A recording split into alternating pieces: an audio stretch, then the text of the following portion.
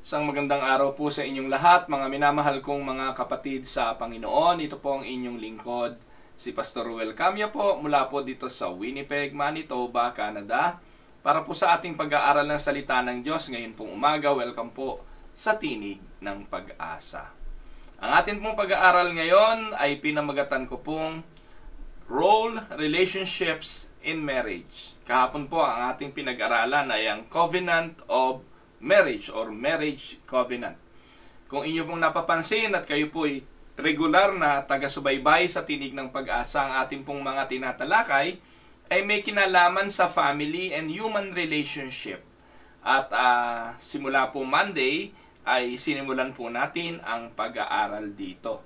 Ngayon naman po ay titingnan natin ang tinatawag na roles o yung mga duties ng tao sa kanyang relationship, especially sa pag-aasawa.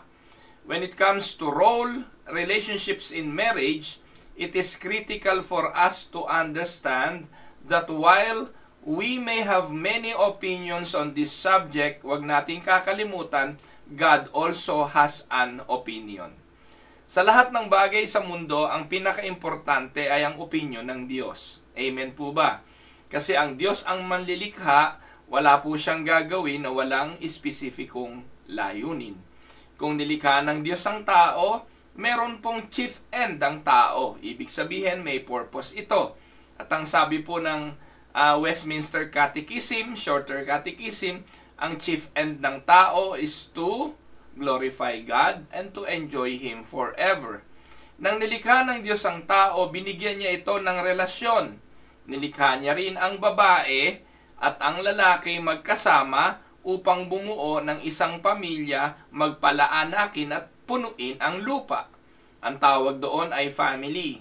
Ang tawag po sa relationship between a man and a woman ay marriage.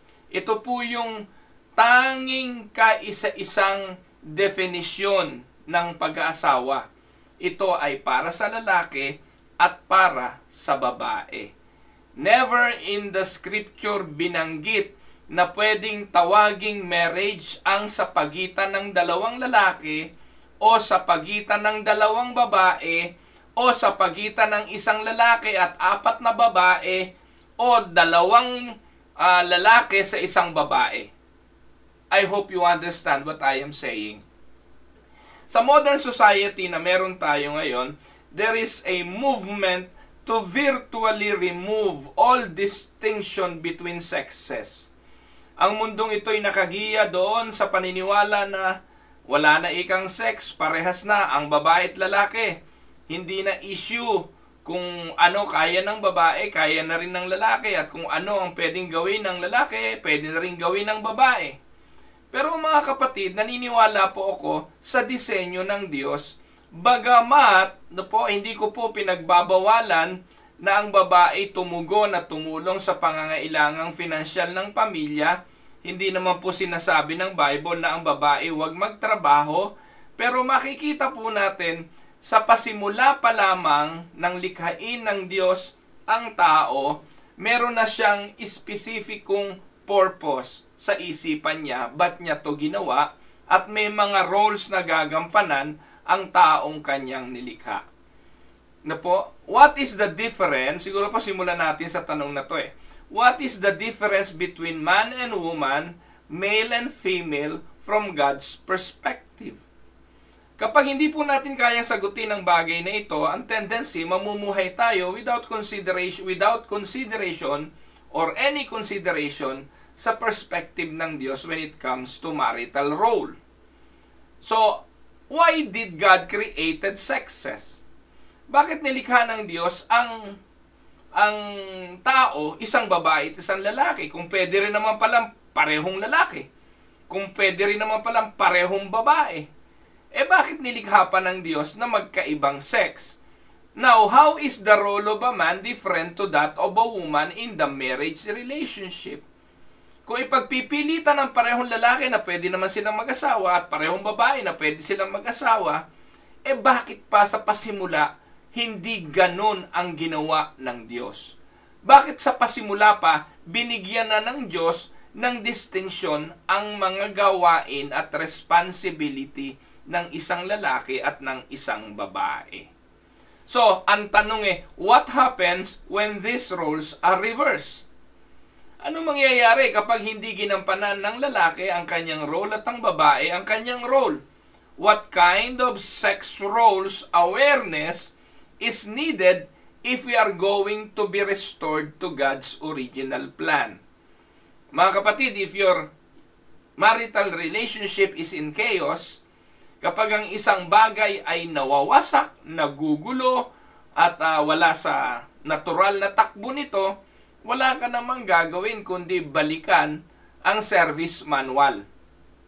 This is true in all electronic equipment. This is true with your car. This is true with your refrigerator or kahit na anong bagay. Pag ginawa ito ng manufacturer, may kasama itong service manual. Itong service manual na ito ang kukonsultahin mo kapag nagkakaroon na ng suliranin ang iyong kasangkapan. Tama po ba mga kapatid? Pag nasira kahit ang anumang pinakasimpleng electronic gadget, may paraan yan para maayos. Sapagkat lahat ng manufacturer, sasamahan yan ng manual para makita kung anong pagto-troubleshoot ang pwede mong gawin. Ang Diyos hindi nagkamali. Ang Diyos ay nagbigay din sa atin ng mga paalala sa kanyang mga salita kung anong mga role ang dapat nating gawin sa buhay pag-aasawa. But before we get to that, it is good for us to look at how and why God made man and woman the way that He did. At wala tayong pupuntahan kundi ang aklat ng Genesis. But before we go to that, gusto ko lang muna pong ating sagutin ang tanong na ito. Sa present time, in our times, what are some of the factors that will be present in the last days that will resist God's view of male and female roles? Sa panahong ito, sa dulong panahon, in the end times, ano yung mga factor na magiging present? Yung lilitaw sa huling bahagi ng panahon na i-resist nito yung original view ng Diyos sa male and female roles. Saan natin hahanapin sa Bible ito?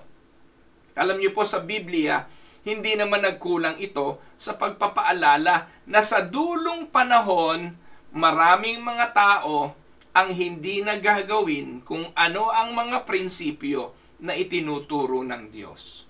Si Pablo lang kay Timoteo, meron po siyang sinabi. And if you are familiar with this, ito po yung part ng sermon po namin series sa Winnipeg Unida. Tinalakay po ito ng aming katulong ng pastor ni Kuya Manix noon pong second Sunday ng buwan ng November. Ito po yung 2 Timothy 3:1-5 kung saan tinalakay dyan kung anong magiging ugali ng mga tao sa dulong panahon. Sabi niya, mark this, there will be terrible times in the last days. People will be lovers of themselves, lovers of money, boastful, proud, abusive, disobedient to parents, ungrateful, unholy, without love, unforgiving, slanderous, without self-control, brutal, not lovers of the good, treacherous, rash, conceited, lovers of pleasure rather than lovers of God, having a form of godliness but denying its power, have nothing to do with such people. Now, mga kapatid, anong ibig sabihin nito? This is the context in which we live in ever-increasing measure. Ito po ang dulong panahon na kung saan namumuhay na tayo ngayon. At patuloy po ito. It will continue in an increasing measure. Many of these characteristics or traits in the human experience have contributed to a competition between the sexes, even to the point of role reversals. Sinasabi ni Pablo kay Timoteo, darating yung panahon, ito yung mga magiging ugali ng tao. At basically, sa mga ugaling ito, mababago ang role ng lalaki sa babae at ng babae sa lalaki. Ano po ang sabi ni Pablo? The climate of the last days will be dominated by what? It will be dominated by self-centeredness. People will be lovers of themselves. So anong ibig sabihin nun? Kapag ang tao ay lover of oneself, ang focus niya ay sa sarili, hindi na dun sa kanyang partner. Tama? Kapag ang tao ay naging lover of oneself or himself or herself, ang magiging focus niya ay ang sarili na. At ang sabi ni Pablo, this attitude will increase in the last days. So it will be dominated by self-centeredness. No? People are going to be, one, lovers of their own selves. There will be people who have a supreme regard for their own interests and activities with a total disregard for the rights and comforts of others. Ang katwiran ng mga tao ngayon, basta gusto mo, gawin mo. Kung saan ka masaya, gawin mo. Follow your heart, gawin mo. Hindi ba? Yan ang mga mantra ng maraming tao ngayon. Do whatever you want. Hanggat hindi ka nakakatapak ng iba, gawin mo. Ang hindi ho natin alam, ang pagiging, lovers of oneself, ay nakakatapak. Hindi po pwedeng hindi ng iba. Hindi po pwedeng hindi makakatapak ng iba. Alam niyo po mga kapatid, nung Sunday tinalakay ko sa church kung ano ang pinakadelikadong idols.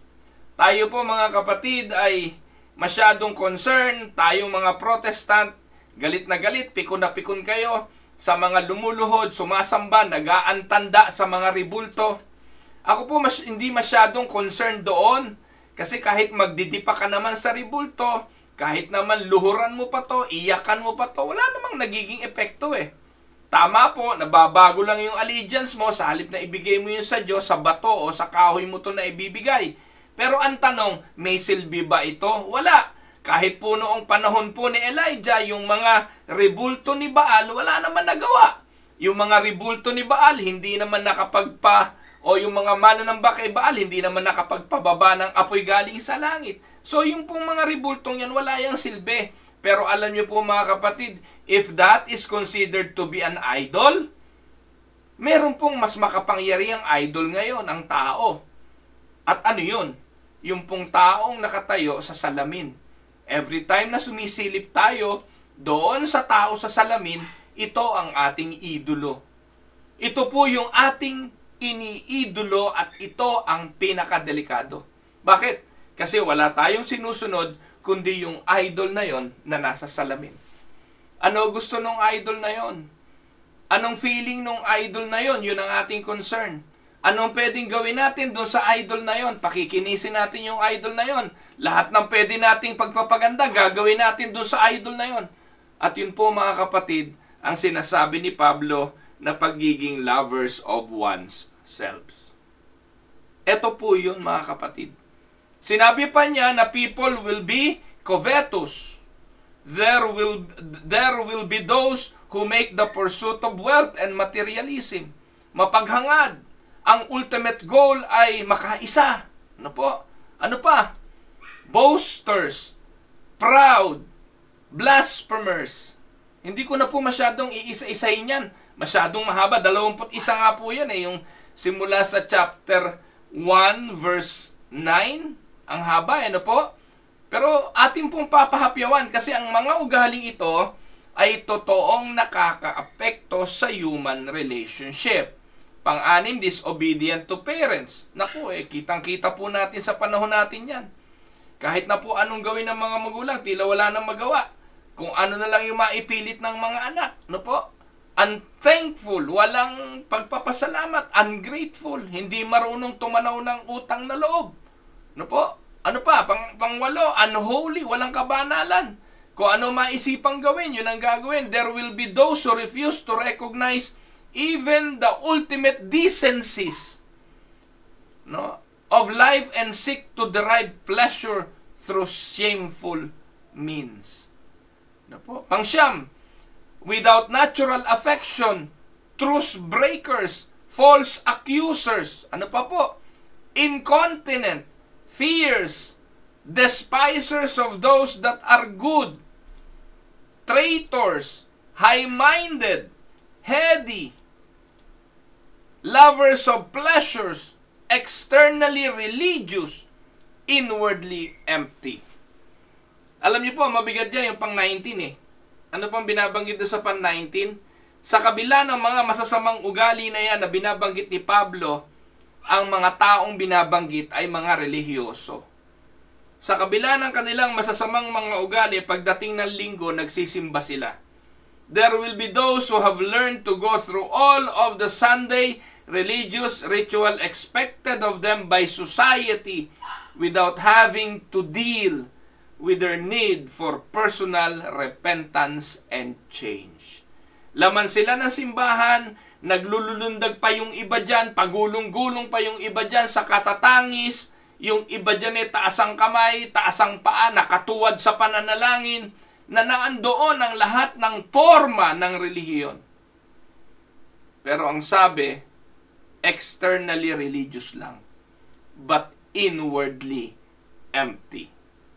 There will be those who lie, who hold up an external form, but never really experience the life and power that comes with the personal knowledge of Christ and a conforming of one's life to the ways of God. Ito ang magiging ugali ng tao. At ang sabi ni Pablo, difficult days ito. At basically, ano maapektuhan dyan? Ang unang maapektuhan dyan ay ang relasyon ng lalaki sa kanyang asawa. Yung kanilang mga role na dinefine ng Diyos in the beginning ay magkakaroon ng reversal. Ano po? So, the fruit of self-centeredness in our society is obvious. Hindi nyo kailangan lumayo sa bakuran mismo natin, sa loob ng ating mga tahanan, makikita natin ang bunga ng self-centeredness sa ating mga buhay. Ano-ano ito? 1, rebellion. Kung saan merong pagre-rebelde, rebelde ng asawang babae sa kanyang asawang lalaki, ng lalaki sa kanyang asawang babae, pagre-rebelde ng mga anak, at pagre-rebelde sa God-ordained leadership, yan po ay bunga ng self-centeredness. Ngayon, ano epekto niyan? Ano po yung makikita natin na bunga ng rebellion na yan? Yung pong ugali na no one tells me what to do. I will lead my life. Gagawin ko kung anong gusto ko. Walang pakialaman. At yan po mga kapatid ay palatandaan ng self-centeredness. Rebellion is one fruit. No one tells me what to do. And this includes men rebelling against God. This includes wives rebelling against their husband. And this includes children rebelling against their parents. And this includes servants rebelling against their masters. Lagi naman po natin sinasabi, yung rebelde sa Diyos, rebelde sa magulang, kung sino yung rebelde sa simbahan, rebelde rin niya sa bahay, rebelde rin niya sa trabaho, rebelde rin niya sa pamahalaan. Ang puso niyan, pag rebellious, makikita mo sa lahat ng uri ng relasyon na meron siya. Kaya kumusta ka kapatid? Ikaw ba'y laban sa lahat? Kontra sa lahat? Pag ganun ka, isa lang ibig sabihin yan, baka self-centeredness yan. Amen? Hindi lang po rebellion ang magiging fruit ng self-centeredness, yung materialism is also one. Materialistic pursuit of wealth.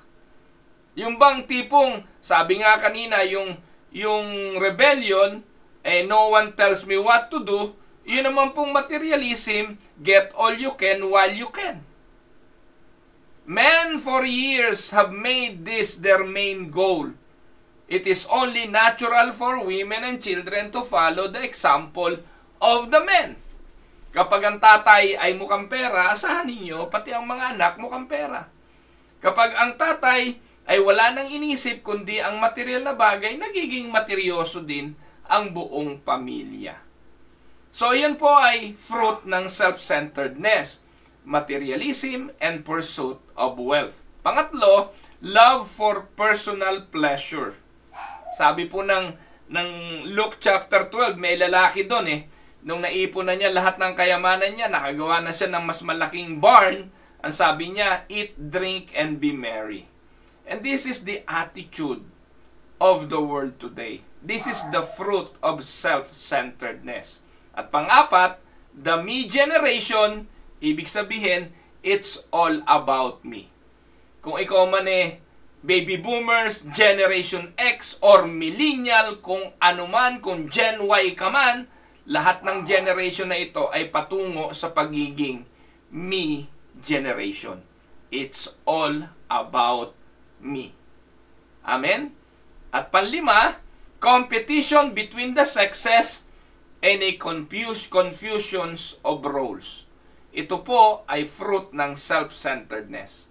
Isang napakagulo na relasyong mag-asawa, nagkukumpetensya laban sa mga gawain at sa mga roles na dapat nilang gampanan. God's prescribed family arrangement can never work as long as everyone in the family is living for themselves. Amen? Hanggat nandun yung self-centered attitude sa buhay ng mag-asawa, there will be rebellion, materialism, and pursuit of wealth, love for pleasure, the me generation, and competition between sexes. Amen? So unless every member of the family has a servant's heart and is seeking the best interests of the other members of the family is doomed to fail as it has in other cultures. Tandaan ninyo, hanggat sa loob ng bahay, walang iniisip ang mga miyembro nito kundi ang kanilang mga sarili. Patungo sa pagkawasak ang pamilyang ito. Hanggat hindi bumabalik ang pamilya sa puso ng paglilingkuran sa isa't isa at ang puso'y hanapin ang interes ng iba kesa sa interes niya lang, patungo sa pagkapahamak ang relasyong mag-asawa at ang pamilya. Amen? Now, puntahan na natin kung saan nagsimula ang lahat. Puntahan po natin at sagutin natin yung tanong na, how did God establish role relationships in the beginning? Wala po tayong titingnan kung saan nagsimula ang lahat. Genesis chapter 1, 26 to 28, God's plan consisted of several things. A, man and woman were created to reflect the true image of God. Genesis 1, ang sabi roon, God created man according to His image. And in His image, He created him. So, the image of God is revealed as what? Ano ba yung imahe ng Diyos? Alam nyo, ang hirap niyang pag-aralan theology yan Pero pag sinabing Diyos, alam natin kung ano ito. Hindi lang naman po ito yung Ama. Kung hindi tayo na mga Trinitarian, ini-reveal yung imahe ng Diyos sa pamamagitan ng Ama, Anak, at Espiritu Santo. That is the image of God. God's image involves what? Maleness and femaleness. Don't get me wrong, ano po? Hindi ko po sinasabing merong Diyos na babae. Gusto ko lang maintindihan na within God resides what? The image of a man and a woman. Because both the man and the woman are created what? Where? And when? Ano po? Una, God created man in His image. Doon nilikha ng Diyos ang tao. At nilikha niya ito na babae at lalaki. So, if we are created in the image of God, then therefore the image of God involves maleness and femaleness. So meaning, in the Godhead, the Father, Son, and the Holy Spirit, we have a perfect blending of male and female characteristics. Hindi po tayo nagtuturo ng heresy dito, pero yun ang katotohanan. The Father has a characteristic of love, concern, provision, protection, authority, and strength. That is the characteristic of a male. Amen? Then the Son, Jesus Christ, patterns dependence, submission, and obedience to the Father. Sa bibig ng Panginoong Hesukristo, sabi niya, ako'y naparito para sundin ang kalooban ng nagsugo sa akin. Ang aking pagkain ay ang sundin ang kalooban ng Ama. So the Father has a characteristic of love, concern, provisions, authority, protection, provisions. No po? And Jesus Christ patterns dependence, submission, and the Holy Spirit has a characteristic of comfort, fruitfulness, nourishing, and sustaining. Kaya sa Diyos, embodied, no po, the maleness and the femaleness role. Amen, mga kapatid. So, the man and the woman created by God, no po, of like substance, the goal is to fulfill a common goal and destiny. Nang nilikha ng Diyos ang lalaki at ang babae, ginawa ito sa kanyang imahe. At kailangang ma-fulfill ng lalaki at babae kung ano yung dahilan kung bakit siya ginawa. They are mutually dependent in each other. Neither the man nor the woman had the ability to fulfill their God-ordained destiny without the other. Ito po yung tinatawag na completeness of man. Man became complete when he was given a woman. Amen po ba, mga kapatid? Kaya nga po yung pelikulang You Complete Me, no? Totoo yun. So man and woman were created by God to perfectly suited to each other. Genesis 2:18-20. Ano sabi nung talatang yun? Woman was to be man's perfect complement. Complementary. Ano po? Hindi mabubuhay ang isa kung wala yung isa. Neither one of them is complete without the other. The one makes up for what is lacking in the other. Hindi po pwedeng walang tutugon doon. At hindi po pwedeng ang lalaki ay maging self-centered kasi kulang nga siya without the woman.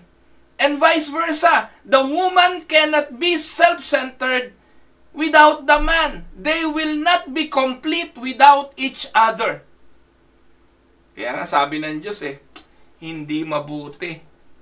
Lahat ng bagay na nilikha ng Diyos mabuti. Pero dumating doon sa conclusion na hindi mabuti na ang lalaki nag-iisa. Igagawa ko siya ng kasama niya. Mula sa pagtulog, kinuha ang tadyang at doon lumikha ng babae. Ano po ang sabi ng Genesis 2:18-20? And the Lord said, it is not good. Can you imagine that? It is not good that man should be alone. I will make him a helper comparable to him.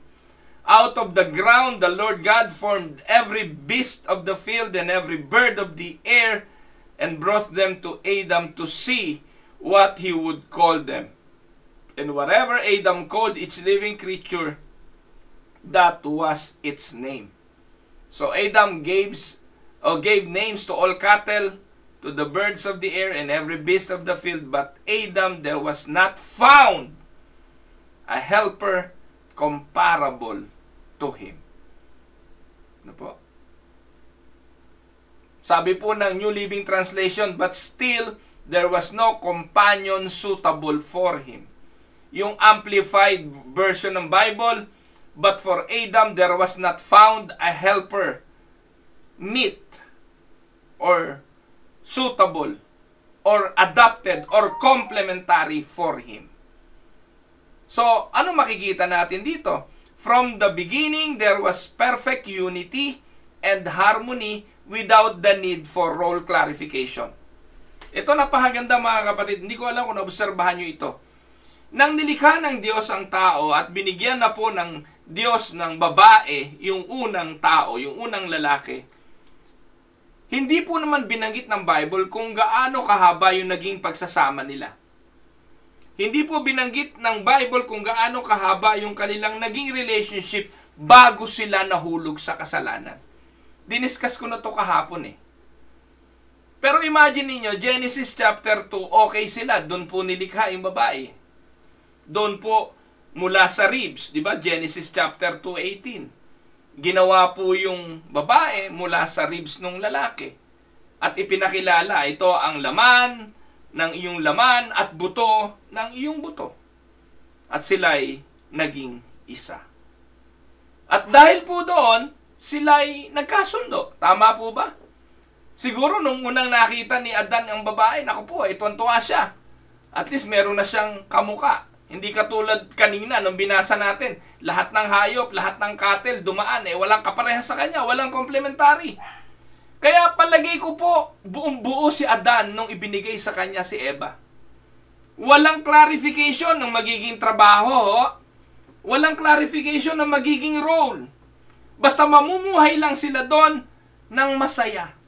Mamumuhay lang sila ng umaasa sa probisyon ng Diyos araw-araw. Walang pagtatrabahong binanggit doon. Kung hindi pangalanan ang mga hayop. That is the only role that God gave Adam. To take the responsibility of naming the animals. So marahil, in essence, pinamamahala ng Diyos kay Adan ang lahat ng mga hayop na ito. Nung lumitaw na si Eva, namuhay sila kasama ng mga hayop na ito. Kaya from Genesis chapter 2 papunta sa Genesis chapter 3, tahimik ang Bible kung paano sila namuhay. Wala namang kwento paano yung buhay nila araw-araw. Paggising nila, ano bang ginagawa nila? Siyempre, kain, tulog lang yun, no? Pasyal-pasyal dito, gala-gala doon sa hardin. Ang sarap nun. Wala namang pong binanggit na unang pag-aaway. Wala nun eh. Unang pagtatalo, walang binanggit na ganon. Pero mga kapatid, pagdating ng chapter 3, dito nagka-problema. Alam niyo po mga kapatid, ang aking paniniwala, nung una, Genesis 2:22-23, then the rib which the Lord had taken from man, he made a woman, and he brought her to the man, and Adam said, now this is the bone of my bones and the flesh of my flesh. She shall be called woman, because she was taken out of man. Dahil galing siya sa akin, tatawagin ko siyang babae. They live as equals with a common charge under God's control. Amen? When God presented Eve to Adam, there did not appear to be a great need for role clarification.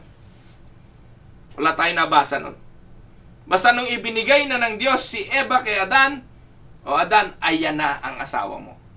Walang sinabi doon na, Adan, ikaw ang boss ha? O ikaw ang maghahanap ng pagkain, ikaw ang ganito, ikaw Eva, ikaw naman ang taga-alaga ng anak nyo, ikaw ang maglilinis ng bahay. Walang ganon. Basta pagbigay ng Diyos sa babae, sa lalaki, mag-enjoy lang kayo. Tama? Walang need for role clarification. So, at this stage, there was no mention of headship. There was no mention of submission. Walang sinabi na Adan, ikaw ang ulo, babae, ikaw ang leeg. Walang ganon. Wala po na clarification of role. From Genesis chapter 2 hanggang sa Genesis chapter 3. Pagdating ng chapter 3, nahulog sila sa kasalanan. Now, tingnan agad natin ano naging epekto ng kasalanan. What effect did man's fall into sin have on role relationships? Alam niyo mga kapatid, magandang pag-aralan ito sa mga Bible study. Dapat pinag-aaralan nyo to eh. Kung may mga small group kayo ng mga couples, dapat dinidiscuss nyo to eh. Ano naging epekto ng pagkahulog ng tao sa kasalanan sa kanilang relasyon?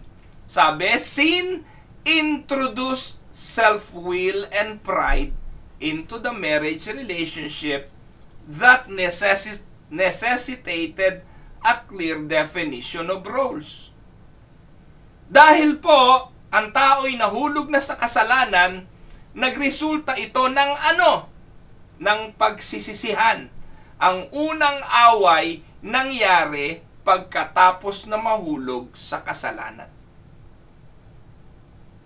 Nang tinanong ng Diyos si Adan kung bakit niya kinain yung bunga, sabi ni Adan, "To kasing babaeng binigay mo sa akin eh." Hindi makontento. Sinabi nang wag kaming kakain nun eh. Pwede naman namin kainin kahit ano eh. Kung ano yung binabawal, yung pa yung pinagnasaang kunin. At yung babae, salip na umamin na lang, "Opo, mali ako, kasalanan ko, nagnasa ako dyan." Hindi. Naghanap ng masisisi na ituro yung ahas. Yang kasing ahas eh, tinukso ako. Nakuha niyo po? Because of the introduction of sin, kailangan ngayon na gawin ng Diyos na bigyan sila ng role. Dahil kung hindi sila bibigyan ng role, impyerno ang relasyon ng mag-asawa. Hindi matatapos ang kanilang away,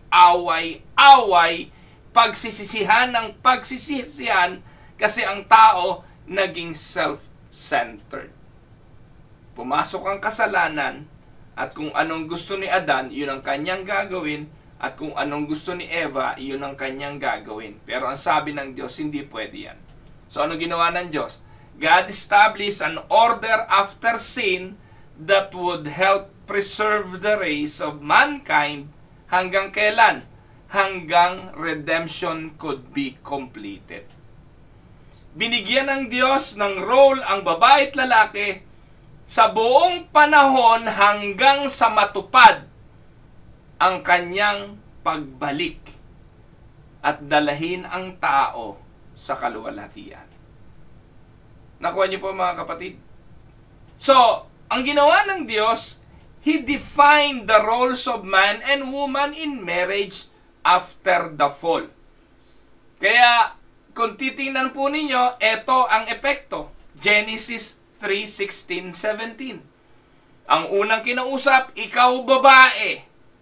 To the woman he said, "I will greatly multiply your sorrow and your conception. In pain you shall bring forth children. Your desire," look at this, "your desire shall be for your husband, and he shall rule over you." Wala pong ganyan nung pasimulang nilikha ang tao. Pero dahil sa kasalanan, ang sabi, babae, matuto kang magpasakop. Ikaw ngayon ay under the rule of your husband. Yan ang disenyo. Kaya every time na ang babaeng ito'y hindi nagpapasakop sa ruling ng kanyang husband, anong nangyayari? Nagiging masuwayin ang babae sa role na ibinigay sa kanya. Kaya mga babae, kayo ang unang kausap dito, pumirmi kayo, sumunod kayo sa layunin ng Diyos, magpasakop kayo sa inyong mga asawang lalaki. Babae, hindi ka pastor. Nakabasa po ako ng isang post ng isang asawa ng pastor na tila naghihimutok dahil hindi raw nakakatanggap ng recognition ang asawa ng pastor. Minsan daw po left out ang asawa ng pastor. Mga kapatid, yung pong asawa ko ay asawa ng pastor mahigit 30 taon.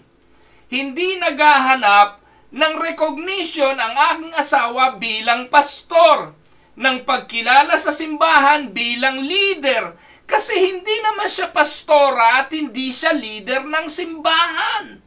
Hindi dapat hinahanap ng mga asawa ng pastor yung recognition na para sa inyong mga asawa lang. Hindi po ako galit, nagpapaliwanag lang, pero nakakainit ng ulo. Yun po kasing mga asawa ng pastor, mas marunong pa kesa sa kanilang asawang pastor. Kaya nagkakagulo buhay nyo eh. Ayaw nyo lumagay sa dapat nyong kalagyan. Babae, kayo muna, mamaya na yung mga lalaki. Ang mga babae dapat lumagay sa dinisenyo ng Diyos, sa plano ng Diyos, dahil yan sa katigasan ng ulo, kaya ganyang dapat ang inyong role. Sa lalaki, anong sabi ng Diyos? Because you have heeded the voice of your wife, and have eaten from the tree of which I commanded you, saying, you shall not eat of it. Sabi ng Diyos, curse is the ground for your sake. In toil, you shall eat of it all the days of your life. Kaya lalaki, trabaho, kayod kalabaw, bunga yan at epekto yan ng kasalanan. Dahil sa pakikinig sa babae. Tandaan po ninyo, mga kapatid, kaya binigay ng Diyos ang role na ito kasi meron pong natural tendency talaga ang mga babae ng pagiging pakialamera. Po kayo magagalit, yung mga babaeng ayaw mapakinggan ito, pwede na kayong magpatay ng inyong Facebook, pwede na kayong lumipat. Pero ito po, tanggapin nyo man o hindi, most of the conflict in the home ay dahil nakikialam ang babae sa mga role ng lalaki. Or in vice versa, itong mga lalaki ayaw gampanan ang kanilang role, magugutom yung pamilya, yung mga babae ngayon ang gumaganap ng kanilang role.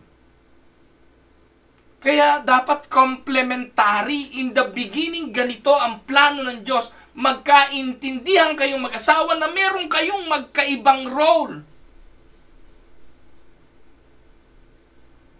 He said to the woman, you will bear children with intense pain and suffering. And though your desire will be for your husband, he will be your master. Tama? Pangalawa, puntahan natin, yan yung sa babae. Sa lalaki, the man was placed as the head of their relationship. Ang babae magpapasakop sa kanyang asawa, ibig sabihin, yung lalaki ang ginawang ulo ng kanyang asawa. Hindi dahil man was superior to a woman. Hindi, mali po yun. Man and woman are equal in value. Sa harapan ng Diyos, sa mata ng Diyos, parehas ang babae at lalaki sa halaga. Pero sa function, magkaiba sila. Man became the head of the relationship not because man was superior and not because man was more intelligent than woman. Di naman yung totoo. Minsan, mas matalino talaga ang babae kaysa sa lalaki. Or man was more important than woman. Hindi po totoo yun. So, man was placed as the head of the relationship not because man was superior, man was intelligent more than woman, and man was more important than woman. The question now is, bakit man was placed as the head of the relationship? Because, one, man was created first. Siya ang unang nilikha eh. At dahil siya ang unang nilikha, siya ang leader. Siya lang naman ang tao. Nilikha ang babae bilang katugunan sa pangangailangan ng lalaki. Lonely nga. Hindi nga mabuti na siya'y nag-iisa. Kaya lilikha ng babae bilang katugunan doon sa kakulangan ng lalaki. Kaya siya ngayon ang leader. Siya ang head. Ang problema itong si Adan, hindi niya nagampanan ang pagiging head na ito. Hindi siya natutong sumaway ngayong nakikita niyang patungo na sa kapahamakan ang kanilang relasyon. And these are the reason many marriages failed. Many family disintegrated because of this being passive of a man, allowing women to take the lead. Nakuha niyo po? Mga lalaki, matuto naman kayong tumindig kung kailangan tumindig. Kayo namang mga babae, lumagay kayo, huwag kayong mang-under. Hindi yun ang disenyo. Na para pa kayong may alagang aso sa inyong asawang lalaki na kung ano na lang gusto nyo siyang susundin. Na parang kayo ang may kapangyarihan. Hindi ganyan ang disenyo. No wonder hindi kayo masaya. No wonder ang inyong pamilya parang impyernong dito sa lupa. Ang dahilan, you are not following God's design. Women sinned first.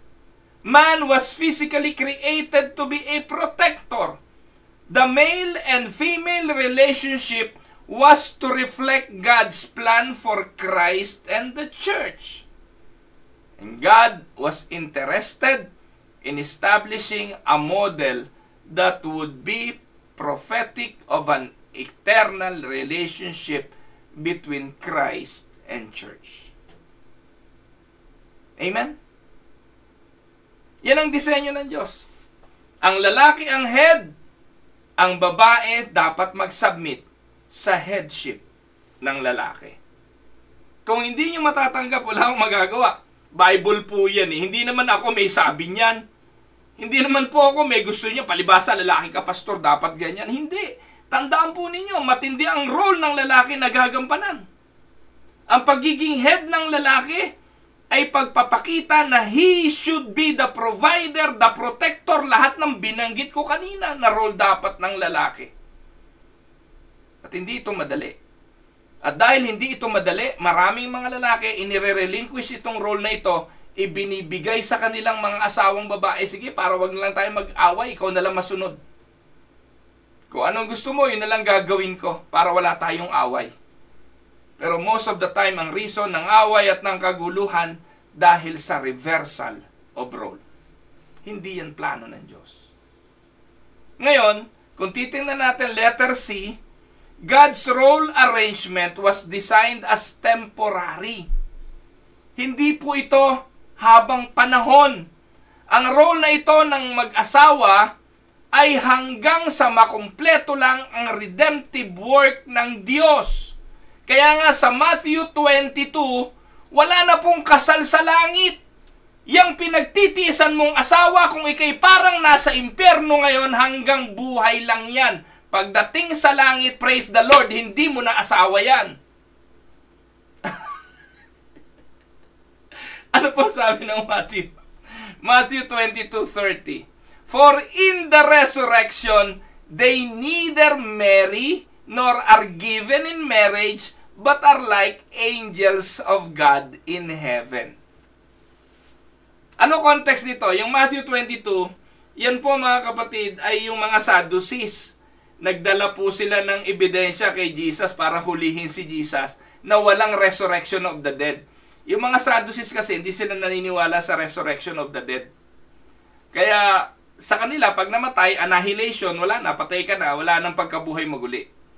Pero sabi ni Jesus ganito, mga hangal kayo hindi nyo naiintindihan. Pag namatay ka, sa langit, hindi na kayo mag-asawa. Sinagot ni Jesus, kasi ang sabi ng mga Sadducees ganito eh. Halimbawa, ako, may asawa, wala kaming anak, namatay ako, may mga kapatid ako. Yung kapatid ko, pwedeng maging asawa nung asawa ko. Namatay uli yung isa kong kapatid, yung susunod kong kapatid, pwede uli maging asawa. Kung kami 5 magkakapatid, namatay kami lahat, naging asawa namin yung isang babae na yon. Ang tanong, sa kabilang buhay, sino ang asawa namin? O sino sa amin ang asawa nung babae? O nga naman, no? Halimbawa, yung 3 na naging asawa rito, nagkamatay, tapos namatay na. Pagdating ba sa langit, sino asawa nun? O di magulo nga yun, makikita yung number 1, number 2 doon, no? Kung may pag-aasawa pa doon, may jealousy pa doon. Kung may pag-aasawa pa ron, may damdamin pa ron. Baka doon pa nagbuntalan sa langit yung mga yan. Kaya ang sabi ng Panginoon, dapat ninyong naintindihan, in the resurrection, they neither marry nor are given in marriage, but are like angels of God in heaven. So ano ibig sabihin yan? Sa langit, wala nang mag-asawa. Kaya, kapatid, tigilan nyo na yung happy birthday in heaven. Pag ako nakakabasa nito at mga pastor pa nagpo-post, ang sarap pag-uuntugin ng mga ulo eh. No? Para lang masabing, mahal kita hanggang kamatayan. Hanggang doon na nga lang talaga, hanggang kamatayan na lang. Wala na hong hihintayin kita, I will see you in heaven. Para ano? Para kayo ay mag-asawa pa rin? Kapatid, anghel na tayo sa langit. Hindi tayo magiging anghel, but we are going to be like the angels. In what manner? We will be like the angels that do not marry. Nakakita na ba kayo ng kasal ng mga anghel? Walang ganon. Wala na pong kasalan ng anghel. Wala nga ako nabasang anghel na babae eh. But anyway, ang point ko lang ho dito, wala na hong human relationship or marital relationship sa langit. Kaya, huwag ka na makonsensya, kapatid, kung gusto mong mag-asawa uli dito, mag-asawa ka kung patay na yung misis mo. Pero kung buhay pa, tigilan mo kalokohan mo. Isang babae lang at isang lalaki lang hanggang kamatayan. Amen? So, yan po yung arrangement. In the resurrection, there will be no such role distinctions. Sa langit, wala na. Hindi na ikaw ang provider ng asawa mo. Hindi na rin ikaw ang under ng asawa mo. We will be like the angels of God, neither marrying nor being given in marriage. Male and female will be under the direct headship of God. Amen? So, ultimately, in God's plan, the feminine gender will predominate the nature of mankind as the church becomes Christ's bride. At this time, the function of gender distinction will no longer exist, and all believers, both male and female, will rule with Christ over the universe and over the angels. Amen? Now, sunod na tanong. What are the distinctions between men and women that help us to understand their role distinctions? Balikan natin uli. Ano ba talaga yung role? Ano ba yung mga gawaing itinalaga ng Diyos sa babae at lalaki para ating lubusang maintindihan ang mga bagay na ito? There are many differences between men and women besides the obvious. Some of them include the following. A. There are physical differences. Women are physically designed to nurture, while men are physically designed to protect. Tama? Sabi nga po, yung metabolism ng babae at lalaki magkaiba. Yung babae mas mabagal kaysa sa lalaki. Kaya hindi pwedeng paglabanin sa sports ang babae at lalaki. At sasabihin, nagpalit siya ng gender, she is no longer female, or he is no longer male, and he decided na magbago na siya ng gender, siya na ngayon ay babae, bagamat siya'y lalaki, pinanganak, pwede na siyang lumaban ng boxing dahil siya'y lalaki na. Obra ba yun? Sa metabolism, magkaiba yan. Yung skeletal structure ay magkaiba. Their internal organs are different. Alam niyo po ba mga kapatid, in addition to the obvious, women have large kidney. Mas malaki ang kidney ng mga babae, yung liver ng mga babae, yung stomach ng mga babae, yung appendix ng mga babae, pero maliit ang lungs. Ba't kaya? Dahil maliit ang lungs, mas madaling hingali ng babae kaysa sa lalaki. Dahil nakadisenyo ang mga lalaki sa mahihirap na trabaho at buhatan. Dinisenyo yan ng Diyos ng ganon. Amen? So, pang-apat, their blood content is different. Women contains 20% fewer red blood cells, which in effect makes her more prone sa pagkahilo. Kaya mas madalas ang mga babae mahihiluhin. Panlima, their brute strength factor is different. Their heartbeat is different. Ang babae, ang heartbeat niya mas mabilis ng average ng 8 beats per minute compared sa mga lalaki. Yung lung capacity ay different. Maliit nga ang lungs ng babae kesa sa mga lalaki.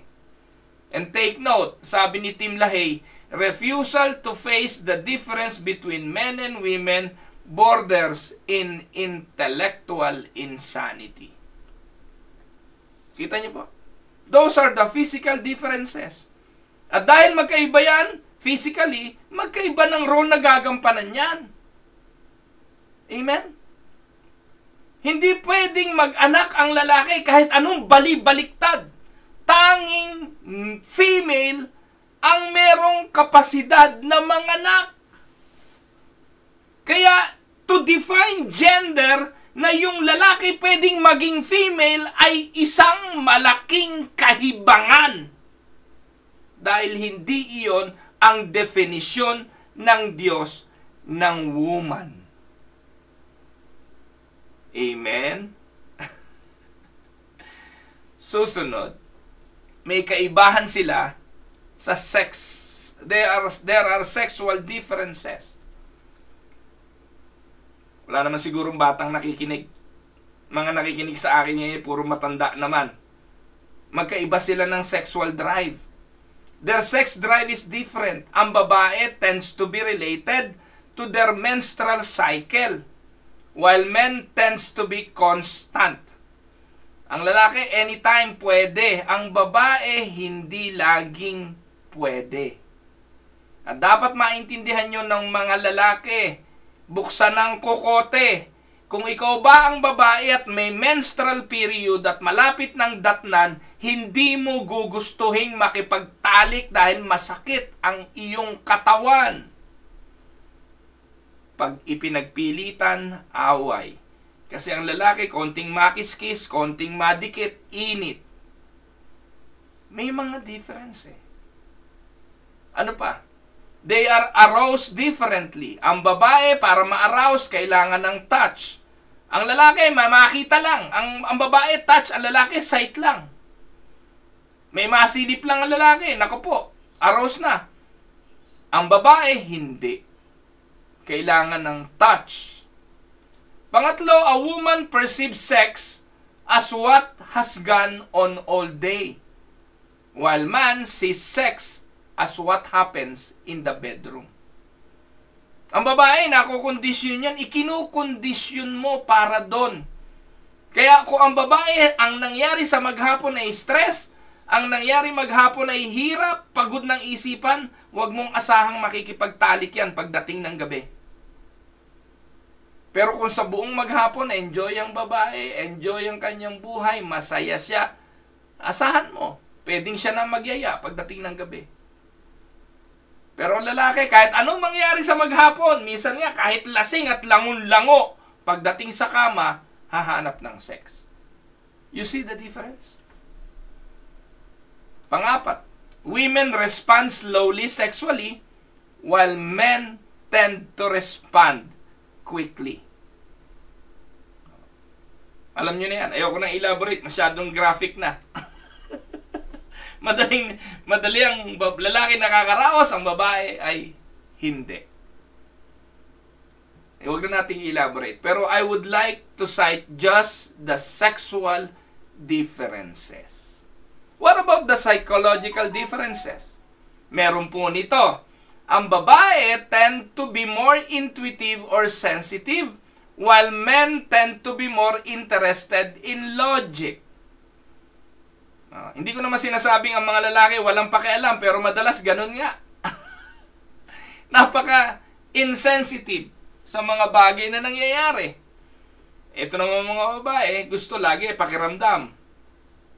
Sasabihin sa mga asawa, matuto ka namang makiramdam. Ang problema, hindi nga intuitive ang mga lalaki. Hindi nga mga sensitive. Kaya kung meron kang gustong ipagawa sa lalaki, gawin mong malinaw ang instruction. Hindi dahil bobo yung mga lalaki, kung hindi dahil hindi lang sila sensitive. Kaya sa usaping sexual, sabihin ninyo sa asawa nyo kung ano gusto nyo. Kasi yung mga lalaki, clueless. Lalo na nga po yung mga naive, yung mga walang malay. Hindi kayo masisiyahan kapag hindi mo sinabi. Kaya kailangan ninyong sabihin, turuan ng inyong mga asawa sa mga bagay na ganon. Women tend to be more personal and feeling-oriented while men tend to be more detached and objective. Psychologically, women tend to be more interested in details while men tend to only want generalities. Pangapat, women tend to want to enjoy life on the road while men tend to turn everything into a challenge. How many miles can we make today? As opposed to being able to stop, drink coffee, and smell the flowers. And 5, women tend to define themselves through relationships while men tend to define themselves through their work. Those are the psychological differences. Natutokso po akong talakayin isa-isang yan pero hahaba ho tayo ng hahaba. Baka tayo gabihin. Ano po? So, ano pa ho mga kapatid? What are the roles of the man in the marriage relationships? The male figure has been appointed by God to serve. So, ayan po yung role ng lalaki, to serve. By being 1, submitted to Christ. 2, be the spiritual leader. Ano ba ibig sabihin niya? Be a spiritual leaders. The evidence that you are a spiritual leader is that you have to desire to seek the Lord, being the head. Yung conviction mo dapat based ng scripture. Yung determination mo to live according to those conviction. Tapos ang buhay mo ay demonstration of God's love in your leadership. Ikaw ang una Kaya bilang leader, spiritual leader, bilang pari ng iyong bahay, pangungunahan mo ang pagsamba. Hindi yung pagdating sa pananambahan, ikaw ang wala. Tutulak mo yung asawa mong babae, yung mga anak mo sa simbahan, ikaw manonood ka ng TV. Anong klaseng lalaki yan? Ano po? Dapat ay spiritual leader ka. Letter C, dapat protector. Ephesians 5:23. At dapat principal provider. Basahin nyo na lang po yan mga kapatid. Isa pa, kung meron po kayong gustong talakayin tungkol sa bagay na yan, hanapin nyo na lamang po sa Tinig ng Pag-asa. Ang dami ko na pong subject tungkol dyan. Yung mga duties and responsibilities ng lalaki sa kanyang tahanan. Now, what is the role of the woman? What is the role of woman in the marriage relationship? The female figure has been appointed by God to what? To serve. Kanina, ano ang role ng lalaki? To serve. Ang babae? To serve. Wala namang kaibahan Pero paano maglilingkod ang babae? By following her husband. Take note, hindi nyo primary role ang to be a protector of your home, a principal provider of your home, to be a spiritual leader of your home. Kaya mga kapatid, bawal ang pastora. Kasi kung pastora ka sa simbahan, spiritual leader ka, pero sa bahay, ang lalaki ang spiritual leader. Paano mo yun i-reconcile?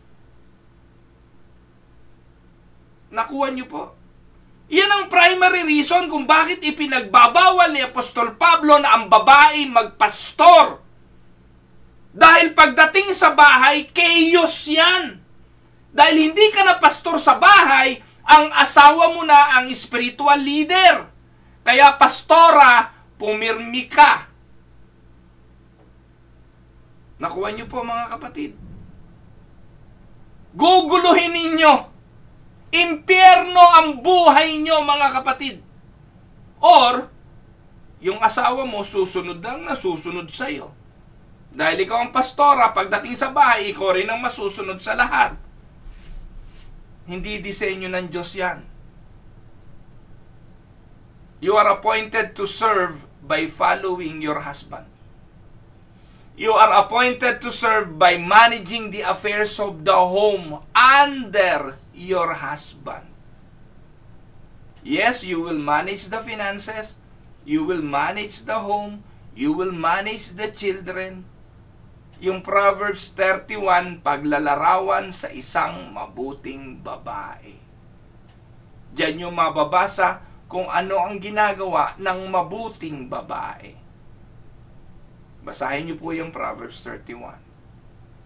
Hindi po siya pastora. Giving herself to her children, respecting her husband.